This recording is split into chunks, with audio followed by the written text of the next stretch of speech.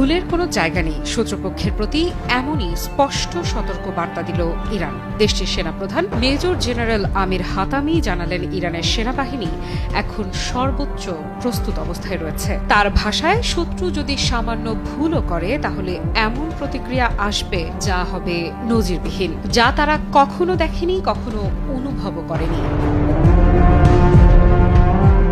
ইরানের এই বক্তব্যই প্রমাণ করে ইরান এখন আগের চেয়ে অনেক বেশি আত্মবিশ্বাসী।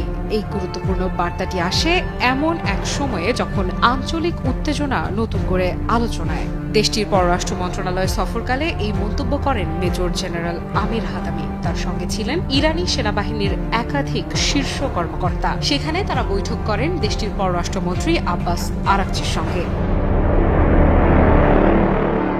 এই সফরের সময়টাও কম গুরুত্বপূর্ণ নয়। ইরান উদযাপন করছে 1979 সালের ইসলামী বিপ্লবের বিজয় বার্ষিকী। সেনাপ্রধান জানান, এই সফরের উদ্দেশ্য শুধু আনুষ্ঠানিকতা নয়, বরং প্রতিরক্ষা ও কূটনীতির যৌথ ভূমিকার প্রতি সম্মান জানানো এবং চলমান সমন্বয়কে আরও জোরদার করা।